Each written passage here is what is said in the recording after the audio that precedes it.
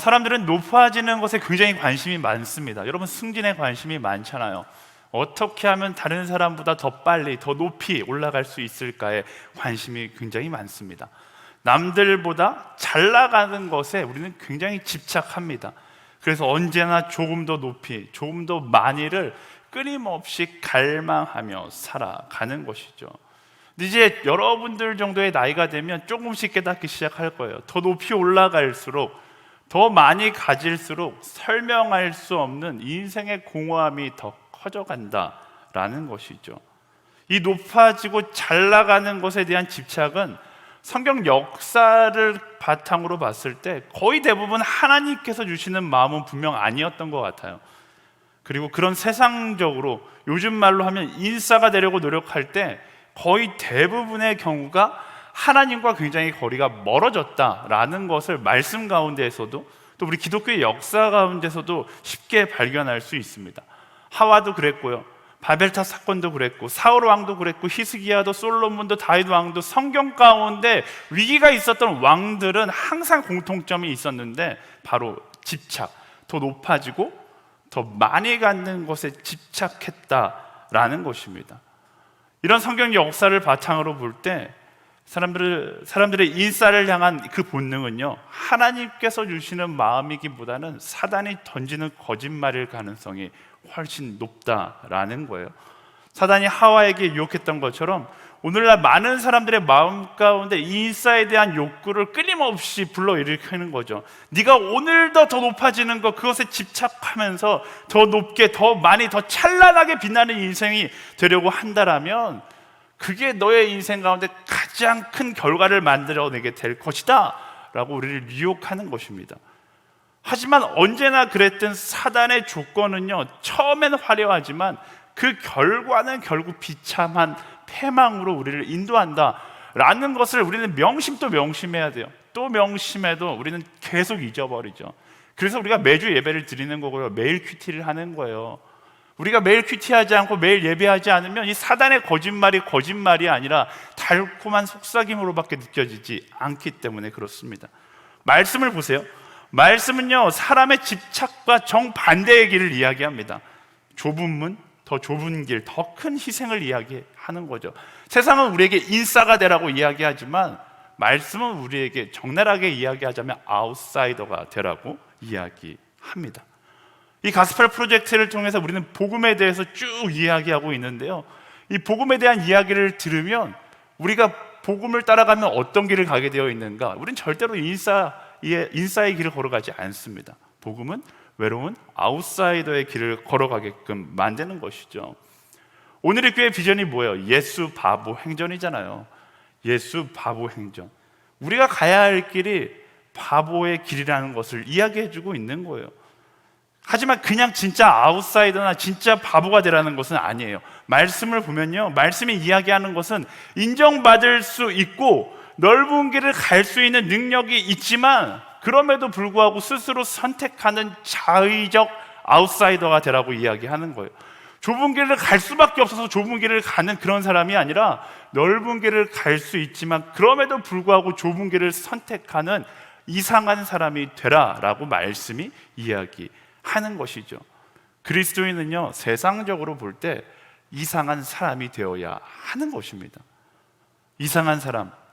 그리스도인은 세상적 성공의 길을 걸어가기 위해 더더더를 외치는 것이 아니라 오히려 반대로 내게 주어진 것을 스스로 포기함으로 좁은 길을 선택하며 걸어가는 사람이 되어야 하는 것이죠.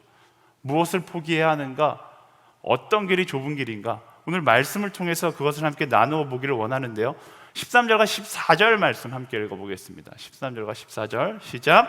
그때 예수께서 요한에게 세례를 받으시고 갈릴리에서 요단강으로 오셨습니다. 그러나 요한은 이를 말리면서 예수께 말했습니다. 제가 오히려 선생님께 세례를 받아야 합니다. 그런데 제게 오시다니요. 아멘. 지금 높아질 능력이 있었지만 좁은 길을 선택했던 한 사람이 등장하는데 바로 세례 요한입니다. 우리 세례 요한 하면요, 보통 이런 이미지를 떠올려요. 마태복음 3장 4절 말씀에 세례 요한을 이렇게 표현하거든요. 제가 읽어드릴게요. 요한은 낙타 털로 옷을 지어 입고 허리에 가죽띠를 둘렀습니다. 그리고 메뚜기와 들꿀을 먹고 살았습니다. 무언가 야생적인 외모를 가지고 TV 프로그램인 나는 자연인이다에 나올 법한 외모를 가지고 있는 캐릭터, 이게 보통 사람들이 생각하는 세례 요한의 모습입니다. 근데 그건요, 4절에만 집중한 사람들의 생각이고요, 세례 요한은 외모보다 더 큰 매력이 있었던 사람이에요. 이 4절 바로 뒤에 5절을 읽어보면 그 매력에 반응하는 사람들에 대한 이야기가 나오거든요. 이렇게 이야기해요. 예루살렘과 온 유대 지방과 요단강 전 지역에서 사람들이 요한에게로 몰려왔습니다. 세례 요한의 인기가 그 당시에 어마어마했다라는 거예요. 말라기 시대 이후에 400년의 침묵기를 깨고서 세례 요한이 나타난 거예요. 그러자 사람들이 세례 요한을 바라보며 이 사람이 진정한 선지자다라고 이야기하고, 혹자는 이가 우리가 기다려왔던 메시아다라고 이야기하면서 그를 찬양하며 따라왔다라는 거예요. 사실 사람의 초심은 모르겠지만 이렇게 인기를 등에 업기 시작하면 마음 가운데 갈등이 찾아오는 법이거든요. 어떤 갈등이요? 이 인기를 완전한 나의 것으로 만들고 싶어하는 그런 갈등이 찾아오겠죠. 만약 세례 요한이 여기서 내가 바로 말씀에서 예언한 메시아다라고 인정한다라면 그는 어쩌면 위대한 혁명가가 될 수 있었을지 모릅니다.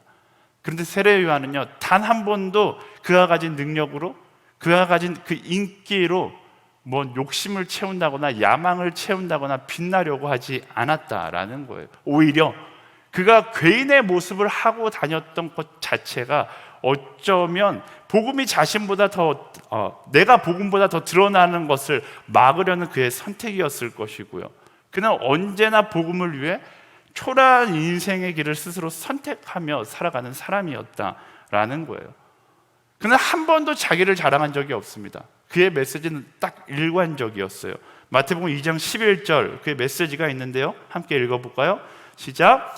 나는 너희가 회개하도록 물로 세례를 준다. 그러나 내 뒤에 오실 분은 나보다 능력이 더 많으신 분이시다. 나는 그분의 신발을 들고 다닐 자격도 없다. 그분은 너희에게 성령과 불로 세례를 주실 것이다. 아멘. 세상에 보기에는 어떨지 모르겠지만 그리스도인이 보기엔 세례 요한은 진짜 멋진 사람입니다. 그도 사람이었다면 모두가 자기를 바라보고 자기에게 집중하고 있는 이런 이 상황 가운데 욕심도 가질 수 있고 야망도 품을 법한데, 이런 비본질적인 것들 다 내려놓고, 모르겠어요, 성경에서 저는 세례 요한 같은 사람을 발견한 적이 없어요. 아니, 인류 역사 가운데 세례 요한 같은 사람을 발견한 적이 없어요. 조금의 야망도 품지 않고 온전히 하나님만, 온전히 예수 그리스도만 빛나게끔 자신을 다 태워드렸던 사람이 바로 세례 요한입니다. 세례 요한의 유명한 일화가 요한복음 3장에 등장하는데요, 예수님께 많은 사람들이 몰리자 또 요한의 제자들 중에 몇몇 제자들이 예수님께로 넘어가자 질투에 사로잡힌 요한의 제자들이 요한에게 계속 투덜거리기 시작합니다. 근데 그때 요한이 제자들에게 이렇게 이야기해요. 30절, 요한복음 3장 30절 말씀 함께 읽겠습니다. 시작. 그분은 흥해야 하고 나는 쇠해야 한다. 아멘. 여러분 사회생활 해보신 분은 다 알 거예요. 이 상황의 기분이 얼마나, 제가 죄송해요, 대학부 교역자이기 때문에 조금 언어 선택이 거칠 수 있어요. 이때 기분이 얼마나 더러울까. 자기가 쌓은 모든 명예를, 모든 인기를 어떻게 보면 내 후임이 다 가져가는 거예요. 여러분의 승진 심사 가운데 당연히 내가 승진될 거라고 생각하는데 내가 아니라 이 사람이 나보다 먼저 승진이 돼서 어느 순간 나보다 높은 직책에 있는 거예요. 그런 어려운 순간 가운데 세례 요한은 그 질투를 뛰어넘는 말을 하는 거예요. 그는 흥해야 됐고 나는 쇠해야 한다. 이 말 한마디를 통해서 세례 요한이 완전히 야망과 욕심을 비운 사람이라는 것을 알 수 있어요. 그가 바라봤던 건 야망도 아니고 욕심도 아니고 오직 한 가지, 예수 그리스도의 오실 길, 바로 그 복음의 통로가 되는 것을 선택한 사람이다라는 것을 알 수 있습니다. 저는 지난 한 주 이 세례 요한을 묵상하면서 마태복음 5장 3절 말씀이 생각났어요. 여러분 잘 아는 말씀, 심령이 가난한 자는 복이 있나니 천국이 저의 것임이라 라고 이야기해요. 사실 저는 이 말씀 묵상할 때 심령이 가난한 자가 복이 있는데 천국이 저의 것임이라, 여러분 이게 무슨 말인지 알 것 같아요? 근데 세례 요한을 보면서 이게 무슨 말인지 정확하게 알았어요. 그의 심령 가운데 다른 것이 없는 거죠. 복음에 가진 것이 없는 심령이 가난한 자인 거예요. 세상적으로 가진 것이 아무것도 없지만 그는 천국을 소유한 사람이다 라고 말씀이 세례 요한을 설명하고 있는 것입니다. 세례 요한이 품었던 소망은 세상 가운데 자신이 빛나는 것이 아니었어요. 온전히 예수 그리스도만 빛나게 되는 것, 그 복음만이 세상 가운데 선포되는 것, 그게 그의 유일한 소망이었던 것이죠. 그리고 그런 세례 요한을 가리켜서 예수님은 어마어마한 평가를 하십니다. 마태복음 11장 11절 말씀 다 같이 읽을까요? 시작. 내가 진실로 너희에게 말한다. 지금까지 여인에게서 난 사람 중에 세례자 요한보다 더 큰 사람이 일어난 적은 없다. 아멘. 이른바 예수님의 엄지척을 받은 최초의 인간이 바로 세례 요한이었다라는 거예요. 이 세례 요한의 평을 보면서 우리 마음 가운데 다 그런 생각이 날 겁니다. 나도 예수님의 엄지척을 받았으면 좋겠다. 나는 세례 요한과 도대체 뭐가 다르지? 어떤 차이가 있을까요? 계속 설명하고 있잖아요. 바로 모두가 높아지기 위해 더더더를 외칠 때 세례 요한은 오히려 포기하는 지혜를 가진 사람이었어요. 무엇을 포기했어요? 높은 곳을 향한 야망을 포기한 사람이었습니다. 그 야망을 포기하고 사명을 선택할 때 바로 예수님의 엄지척, 예수님의 마음에 합한 사람이 되었다라는 거예요. 모두가 다 세상을 더 많이 소유하고 더 높아지려고 노력할 때 복음의 통로로 쓰임받기 위해서 욕심과 야망을 포기하고 세례 요한이 걸었던 것처럼 가장 낮은 자리, 심령이 가난한 자의 자리를 선택하는 그의 지혜가 오늘 우리의 지혜가 될 수 있어야 한다라는 것입니다. 세상과 마찬가지로 야망과 욕심을 따라 높은 곳을 향해 가고 나의 야망을 채우기 위하여 하루하루를 보낸다라면 어쩌면 우리는 점점 더 하나님과 멀어질 것이고, 처음에 이야기했듯이 우리는 점점 더 사단에게 속아 넘어가기 쉬운 컨디션의 상태를 갖게 될 것이다 라는 것입니다. 하지만 만약에 야망을 버리고 살아간다면, 어떤 유혹 가운데서도 야망을 포기하고 나의 인생의 방향을 세례 요한이 걸어갔던 것처럼 낮은 곳을 향해 간다면 우리는 하나님과 함께 동행하고 심령이 가난한 자가 되어 천국을 소유한 사람으로 살아가게 되는 거예요. 천국을 소유한 사람이 된다라는 것, 그것의 첫 번째 단계는 내 마음 가운데 있는 야망 혹은 욕심, 세상에서 높아지고자 하는 교만을 내려놓는 것이다 라는 것입니다. 생각보다 어려운 것 같지만 이 부분을 해결하면 내 인생의 많은 문제들이 해결되기 시작해요. 오늘 살아가는 많은 사람들이 삶 가운데 짜증과 분노를 품고 살아갑니다. 이제 여름이 되니까 더 많은 짜증과 분노가 막 일어날 거예요. 왜 그럴까요? 성경적인 이유로 분석하자면요, 심령이 너무 부유해서 그래요. 여러분의 마음 가운데 품고 있는 것이, 우리의 마음, 저도 마찬가지죠. 우리의 마음 가운데 품고 있는 것이 너무나 많기 때문에 그렇습니다. 우리가 분노하고 짜증내는 거의 대부분의 이유는 결국 나의 욕심과 야망 때문이다라는 거예요. 내 안에 인정받고 싶어하는 인정욕과 높은 곳을 향해 가고 싶어하는 야망의 욕구가 채워지지 않으니까 분노하고 짜증내는 거예요. 그러다 보니까 사명과 비전은 온데간데 없고 오늘을 향한 짜증과 내일을 향한 두려움만 마음 가운데 계속 넘쳐나는 것이죠. 혹시 여러분들 가운데 마음에 짜증과 분노가 넘쳐나고 계신 분이 계시다면 그건 내가 지금 사단에게 속고 있다라는 명백한 증거인 겁니다. 만약 그 짜증과 분노를 지금 고백하고 있다면 우리는 그 속임수에서 바로 벗어날 수 있어야 하는 거예요. 어떻게 벗어나는가? 많은 사람들은 그것을 벗어나는 방법을요, 더 많이 소유하고 더 높은 곳을 올라가며 벗어날 수 있을 거라고 생각하거든요. 그렇지 않아요. 오히려 정반대인 것이죠. 세례 요한의 모습을 통해서 알 수 있듯이 오히려 내 심령을 비우고 더 낮은 곳으로 나 스스로가 복의 통로로 쓰임받기를 소망할 때 우리 세상이 나에게 던지는 분노와 짜증과 절망으로부터 해방될 수 있게 된다라는 것입니다. 세례 요한은요, 그에게 주어진 상황에 따라 흔들리지 않았습니다. 오히려 그의 사명을 따라감으로 세례 요한은 시대를 흔드는 사람이었어요. 여러분 기억하세요. 그리스도인은요, 시대에 흔들리는 사람이 아니라 내게 주어진 사명을 가지고 이 시대를 흔드는 사람이 돼야 돼요. 상황에 흔들리는 사람이 그리스도인이 아니라 내게 주어진 사명을 가지고 나의 상황을 흔들어 버릴 수 있는 사람이 바로 그리스도인이 되어야 한다라는 것입니다. 상황 때문에 짜증내는 것이 아니라 그 짜증조차도 나의 사명으로 덮어버릴 수 있는, 그게 바로 그리스도인의 성령의 능력이다라는 것입니다. 우리의 사명은 무엇입니까? 세례 요한의 사명이 이 땅에 오실 예수 그리스도를 예비하는 것이었다면 우리는 이 땅에 오신 예수 그리스도를 전하는 사명을 가진 사람이잖아요. 그런 사명을 가진 우리는요, 이 땅의 상황에 흔들리는 것이 아니라 오히려 우리의 사명을 따라감으로 이 땅 가운데 죽어가는 자들을 흔들어 깨우고 그들을 살리는 사람이 되어야 한다라는 것입니다. 사랑하는 여러분, 세례 요한을 보면서 오늘 내가 품고 있는 야망을 내려놓고 원래 내가 있어야 될 그 사명의 자리로 돌아가는 그런 귀한 결단의 시간이 되기를 예수님의 이름으로 축원합니다. 제가 야망을 포기하자고 이야기하는 것이 세례 요한처럼 낙타 가죽옷을 입고 메뚜기 튀김만 먹고 살자 그런 이야기를 하는 것이 아니에요. 일 다 내려놓고 나 지금 좋은 회사 다니고 있는데, 좋은 학교 다니고 있는데, 좋은 직장 있는데, 이런 거 다 내려놓고 갑자기 가죽옷을 입고 메뚜기만 먹는 그런 삶을 살자고 이야기하는 것이 아닙니다. 오늘 누구보다 내게 주어진 일 가운데 열심을 다해야 되죠. 하지만 그것이 야망의 성취를 위한 열심이 아니라 이 땅의 복음의 통로로 쓰임받기 위한 열심이 되어야 한다라는 거예요. 권위 있어야죠. 나 권위 필요 없어, 이제 승진 안 할 거야, 이렇게 하자는 게 아니에요. 승진해야죠. 권위 있어야죠. 하지만 세상에게 인정받기 위한 권위가 아니라 사랑하기 위한 권위를 쌓는 사람이 되어야 하는 것입니다. 성공해야죠. 하지만 나의 성공이 아니라 하나님께서 사용하기에 아주 적합한 더 큰 복음의 대로를 개척하는 그런 사람이 되기 위해서 성공해야 하는 것입니다. 그게 오늘의 세례 요한으로 살아가는 그리스도인의 모습인 거예요. 사랑하는 여러분, 여러분의 분야에서 최선을 다하시고요, 최고가 되세요.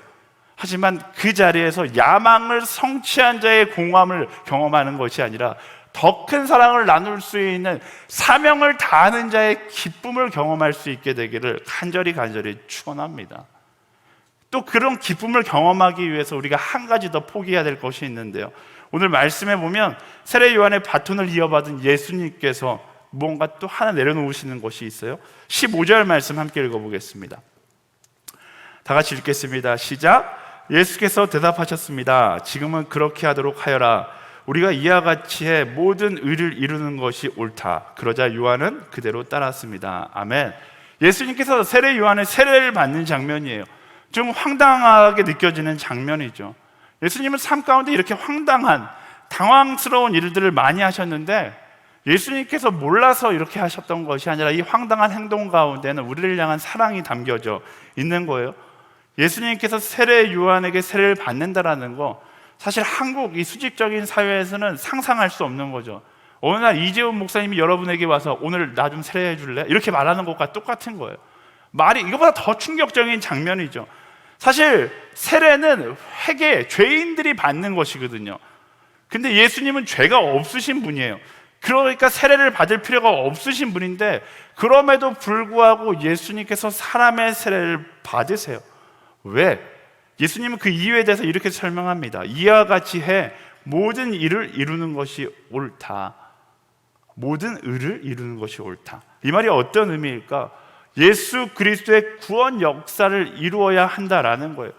그 구원 역사를 이루기 위해서 이 세례가 필요하다라고 이야기합니다. 사실 굉장히 신학적인 의미가, 여러 가지 의미가 있는데 그 이야기는 좀 접어두고요, 가장 쉽게 생각하자면 그 구원 역사를 이루기 위해서 예수님께서 하셔야 될 중요한 것이 있는데 바로 낮아지는 거예요. 이 땅에 오셔서 한 번 낮아짐을 선택하셨고 죄인 세례를 받음으로 모든 사람들과 죄인들과 동등된 자리로 한 번 더 낮아지시는 장면이 바로 이 장면인 것이죠. 죄 없는 예수님께서 죄인인 사람에게 세례를 받는다. 예수님께서 우리를 너무나 사랑하셔서 온전히 수평적인 죄인된 자리로 내려오셨다라는 것을 의미합니다. 왜? 사랑은 수직적인 곳에서 흐를 수 없기 때문에 그래요. 사랑은 높은 위치에 있는 사람이 자기가 가진 힘과 권력을 포기할 때만 그 사랑이 전달되는 거거든요. 저에겐 딸이 하나 있는데요, 제가 딸 키울 때 2살짜리에게 제가 막 아빠가 너를 진짜 하늘만큼 땅만큼 사랑한다 이렇게 이야기해도 2살짜리 애는 그 사랑을 받아들일 수가 없어요. 어떻게 해야 돼요? 최대한 입꼬리를 귀에 붙이고서 으르르 이렇게 해야지 이 애기가 아빠를 보고서 방긋 웃어요. 옆에서 보고 있으면 정말 바보 같잖아요. 근데 하는 거예요. 왜? 이 아이와 눈높이를 맞추지 않으면 사랑이 흘러갈 수 없기 때문에 그렇습니다. 사랑은요, 수평적이지 않으면 흐르지 않아요. 그래서 진정한 사랑에는 언제나 나의 권리 포기가 따르게 되는 것이죠. 근데 사단은요, 사랑 앞에서 내가 가진 것을 포기하지 말라고 마지막까지 속삭입니다. 그게 돈이 될 수도 있고 시간이 될 수도 있고 뭐 여러 가지가 될 수 있는데, 가장 무서운 것이 뭐냐면 바로 자존심이에요.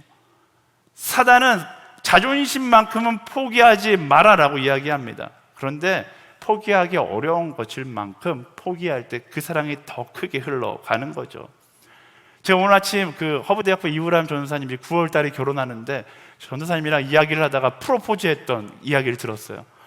굉장히 이우람 전도사 아시는 분은 아시겠지만 상남자 중에 상남자거든요.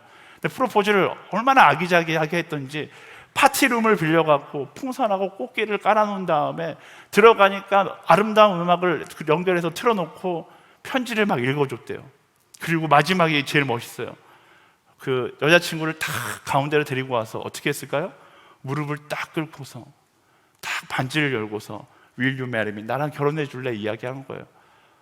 자매가 이렇게 이야기했대요. 나한테 왜 이러세요? 이렇게 이야기를 했대요. 나한테 왜 이러세요?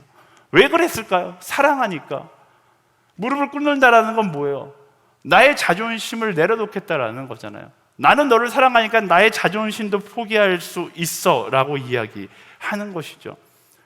예수님께서 세례를 받는 장면, 예수님께서 이 땅에 오신 것, 예수님께서 십자가 못 박혀 죽으신 것, 그 모든 것이 하나님의 자존심을 포기하는 사건이었어요. 좀 격하게 말하자면 우리를 향해서 하나님께서 무릎을 꿇어주신 거예요. 세상에 그 어떤 신이 인간을 위해서 자기의 자존심을 꺾습니까? 어떤 신들, 세상의 모든 신들은 자신의 자존심을 세우는데 급급한데, 하나님은 오히려 자신의 자존심을 꺾으셨어요. 왜? 그 자존심을 꺾었을 때 사랑이 흘러가기 때문에 그렇습니다. 예수님께서 세례를 받으셨다라는 건 우리를 향한 온전한 사랑을 이루기 위하여 그 스스로를 낮추셨다라는 것을 이야기합니다. 그리고 예수님께서 이렇게 말씀하시는 거죠. 내가 너희를 위해서 내 자존심을 꺾고 무릎을 꿇은 것처럼 너희도 너희의 자존심을 꺾어내고 사랑하는 사람을 위해서 무릎 꿇을 수 있겠니? 근데 많은 사람들이 아직도 그 예수님의 마음에 공감하지 못합니다. 예수님을 따르는 그리스도인이라는 타이틀을 가지고 살아가지만 자존심 때문에 사명을 포기하고 사랑을 포기하고 낮아짐을 포기하고 예수 닮기를 포기한 채 살아갑니다.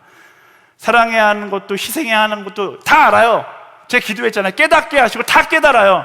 근데 그 자존심의 벽에 막혀서 그 깨달음을 가지고 살아갈 용기를 내지 못하는 거죠. 다 눈 감아 버리는 거예요. 이건 안 돼, 이건 못해. 사랑하는 여러분, 그럴 때마다 예수님의 십자가 사건을 생각하세요.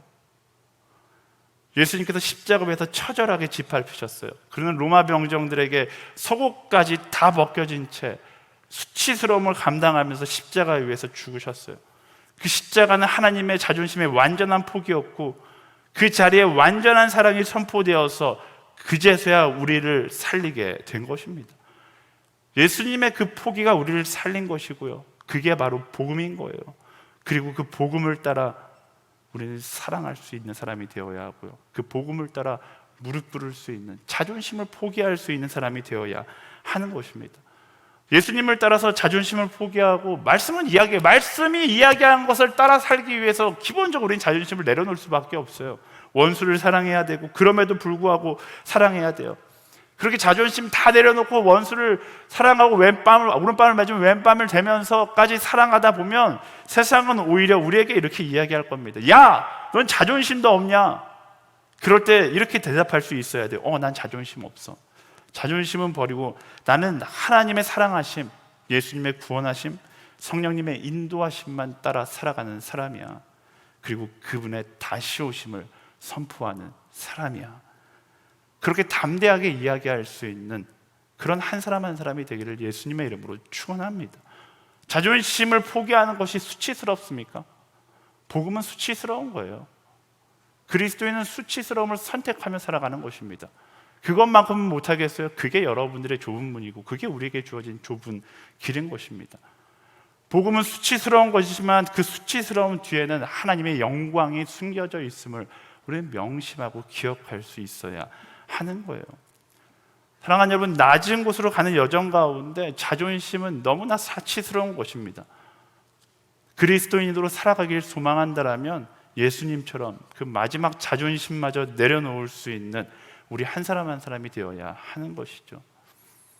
저는 이 세례의 장면을 보면서 바톤 터치가 생각났어요.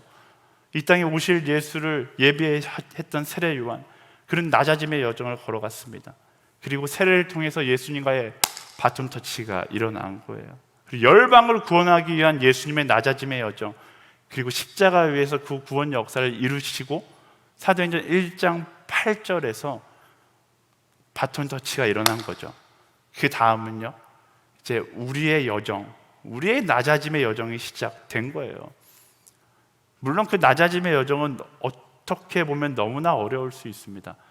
하지만 또 한편으로 보면 낮아짐의 여정이 바로 축복이라는 사실을 알 수 있어요. 오늘 마지막 말씀에 보면요, 그 낮아짐의 여정 가운데 누릴 수 있는 두 가지 선물을 이야기하고 있습니다. 하나님께서 복음을 위해 포기하는 자에게 주어지는 절대로 세상에 줄 수 없는 두 가지 선물을 이야기하고 있어요. 16절 말씀 같이 읽어볼까요?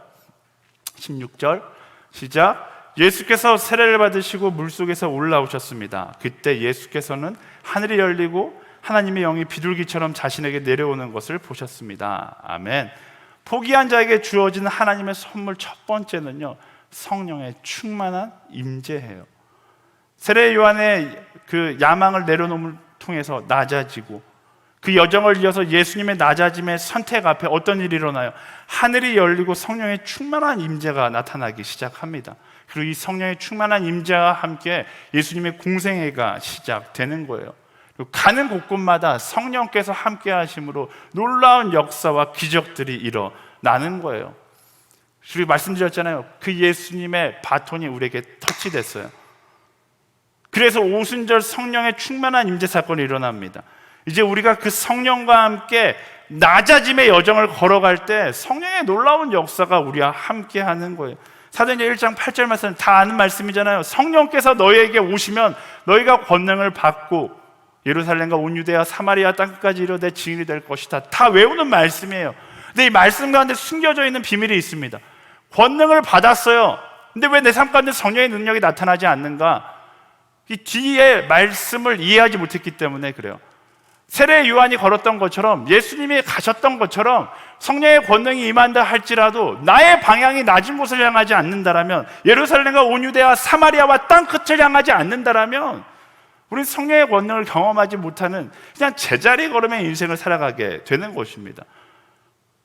성령의 방향을 따라 낮은 곳이 아니라 여전히 높은 곳, 세상의 욕망과 야망을 따라 높은 곳을 바라보고 있다면 우리는 전혀 성령과 상관없는 인생을 살아가게 된다라는 거예요. 여러분, 초대교회 아시죠? 초대교회가 굉장히 아름다웠어요.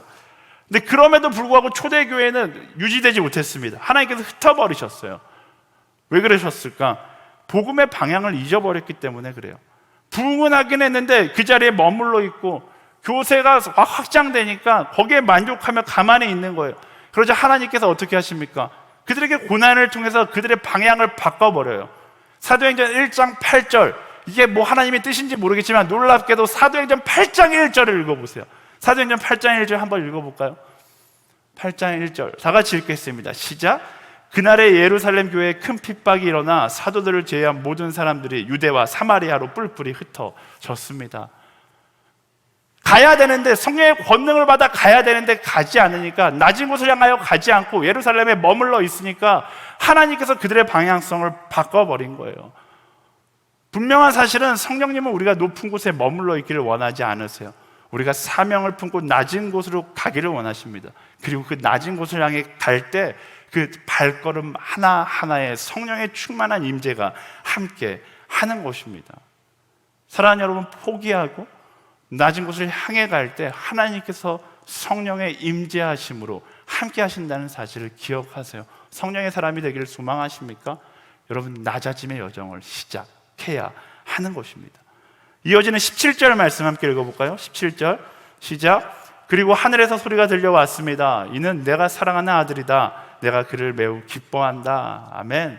포기하는 자에게 주어진 하나님의 선물 두 번째, 하나님의 사랑의 음성입니다. 낮아짐을 선택한 그 자리에서 성부 하나님의 음성이 울려 퍼지기 시작하는 거예요. 내가 사랑하는 나의 아들이다. 내가 그를 매우 기뻐한다. 이 음성 가운데 예수님은, 이 음성 가운데 그 누구도, 모든 사람이 이 음성을 듣는다면 마음 가운데 참된 평안을 경험하게 될 것입니다. 그 하나님의 평안이 바로 포기하는 자에게 주어지는 선물이다 라는 것이죠. 하나님께서 주시는 참 평안은요, 높은 곳을 향해 가는 사람에게 주어지는 것이 아니라 사명을 가지고 낮은 곳, 예수 그리스도의 복음의 소식이 필요한 자를 향해 가는 자들에게 주어지는 특권이에요. 여러분, 기도 많이 하죠. 하나님 내 삶 가운데 평안을 허락해 주십시오. 기도 엄청 하잖아요. 근데 여전히 내 삶은 높은 곳을 향해 가기를 원하면서 높은 곳을 향해 가는 나의 걸음 가운데 평안이 있기를 소망한다라면 그건 하나님의 뜻과 정반대의 길을 기도하고 있는 거죠. 하나님의 평안은 언제 함께해요? 높은 곳을 향해 가고자 하는 나의 야망을 내려놓고 예수 그리스도의 사랑에 필요한 길을 걸어갈 때 내 삶 가운데 함께하는 것이 바로 평안인 것입니다.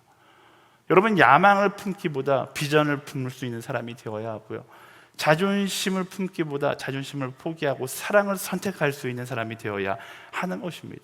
그 비전과 사랑을 품고 낮은 곳을 향하여, 예수 그리스도의 사랑이 필요한 곳을 향하여, 그 복음의 소식이 필요한 곳을 향하여 나아가세요. 그게 여러분의 가정일 수 있습니다. 여러분의 직장일 수 있어요. 여러분의 캠퍼스가 될 수도 있고, 여러분의 친구가 될 수도 있고, 때로는 여러분의 순이 될 수도 있어요.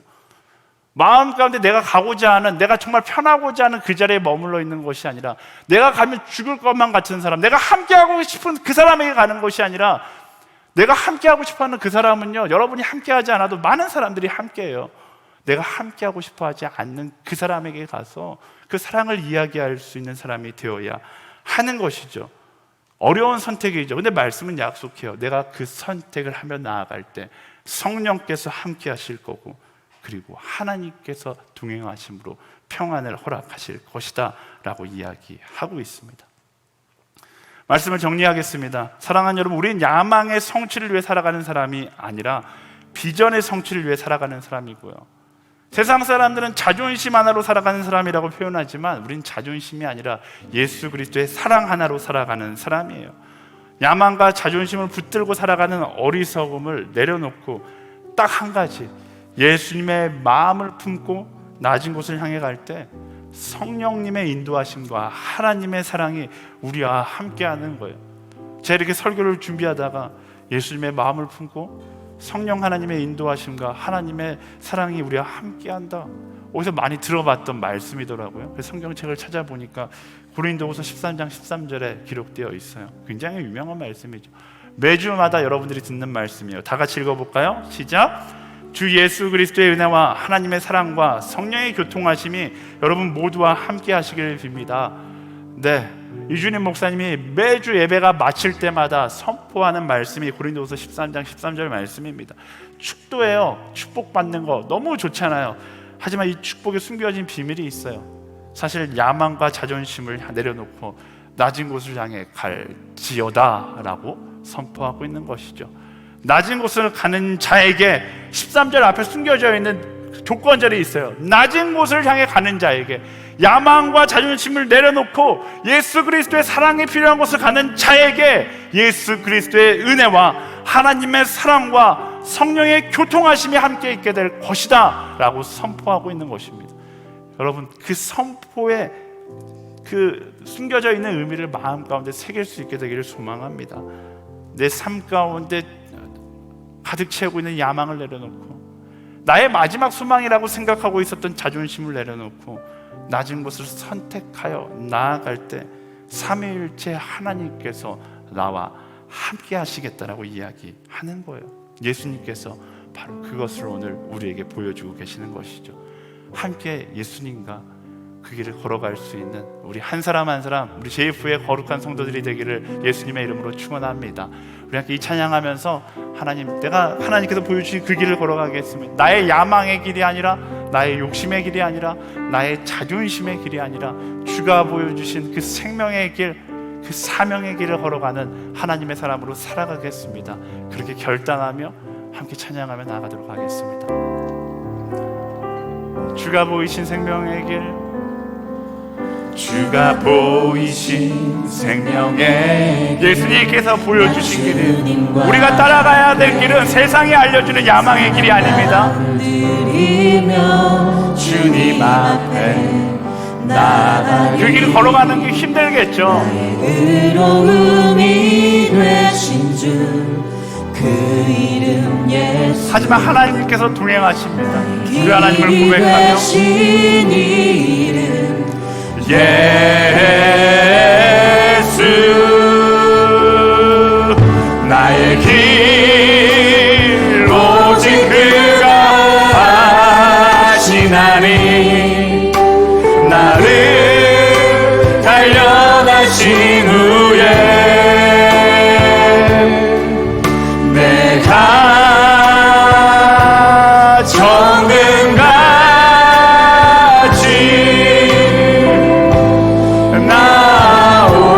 나오리라. 다시 찬양하여 주가 보이신 생명의 길. 주가 보이신 생명의 길. 나 주님과 함께 사랑방을 들리며 주님 앞에 나가리. 나의 의로움이 되신 주 그 이름 예수. 나의 길이 되신 이름 예수.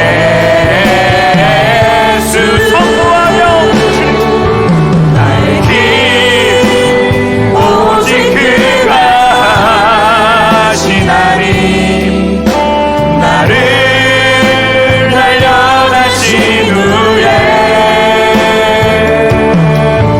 내가 정금같이 나오리라.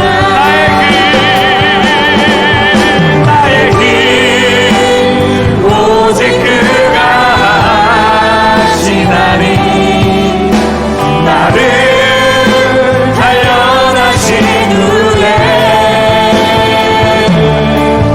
내가 정금같이 나오리라. 여러분 답답하세요? 세상의 부정적인 감정이 여러분들을 다스리고 있는 것처럼 느껴집니까? 그럴 때 우리가 해야 될 건 야망을 채우고자 하는 것이 아닙니다. 나의 자존심을 세우고 있는 것이 아닙니다.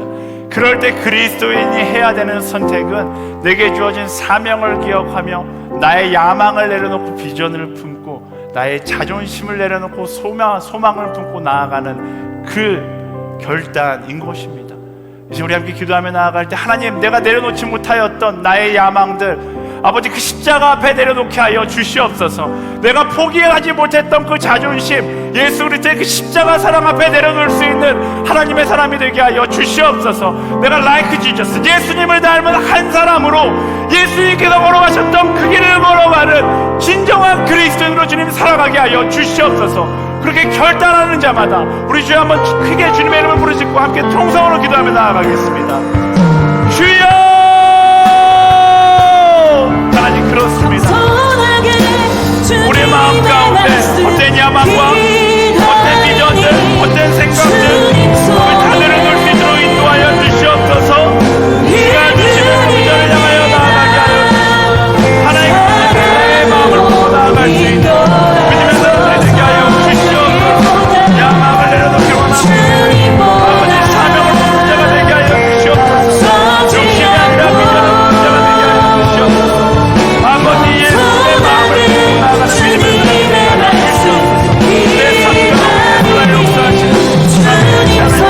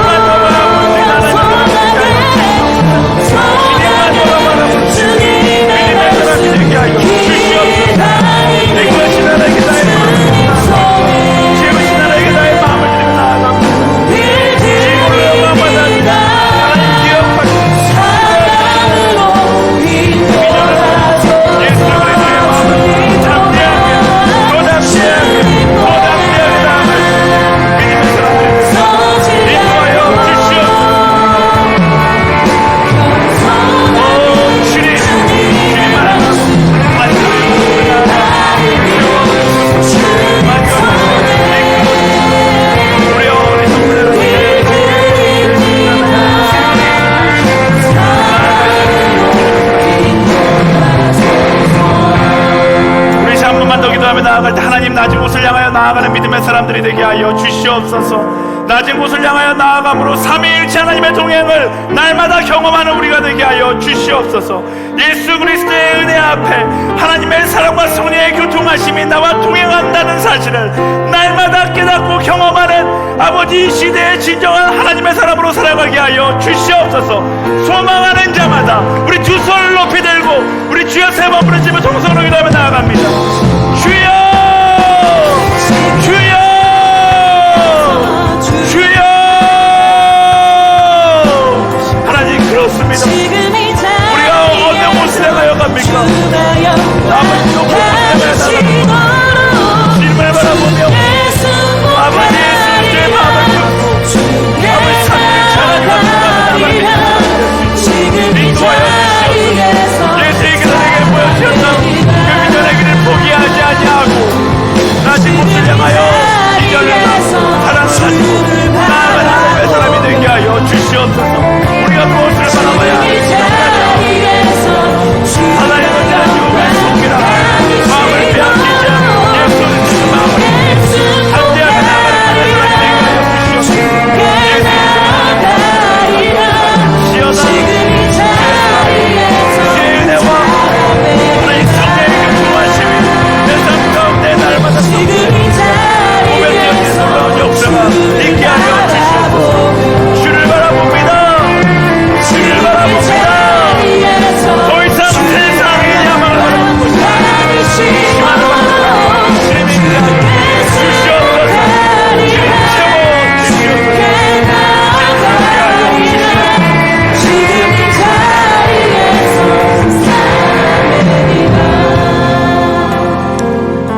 살아 역사하신 하나님, 야망의 노예가 되어 살아가는 것이 아니라 예수 그리스도의 노예가 되어 살아가는 우리가 되게 하여 주시옵소서. 자존심을 내세워 살아가는 것이 아니라 예수 그리스도의 사랑만을 내세우며 살아가는 우리가 되게 하여 주시옵소서. 예수님께서 그러하셨던 것처럼, 세례 요한이 그 길을 걸어갔던 것처럼 나의 모든 야망과 자존심 다 내려놓고 비전과 사명만을 품고서 낮은 곳을 향해 나아갈 때 내 삶 가운데 선포되어질 성령의 인도하심과 하나님의 사랑을 기대하며 나아가는 우리가 되게 하여 주시옵소서. 헛된 야망, 헛된 자존심, 그 십자가 앞에 다 내려놓고 낮은 곳을 향하여 나아가는 이 시대의 비전의 사람들로 우리를 세워 주시옵소서. 그렇게 삼위일체 하나님과 날마다 동행하는 예수님께서 미리 보여주신 그 길을 따라 걸어가는 우리 한 사람 한 사람이 되게 하여 주시옵소서. 그렇게 인도하실 그 하나님께 나의 삶을 맡겨드리며 살아 역사하시는 예수 그리스도 이름으로 간절히 기도드립니다. 아멘.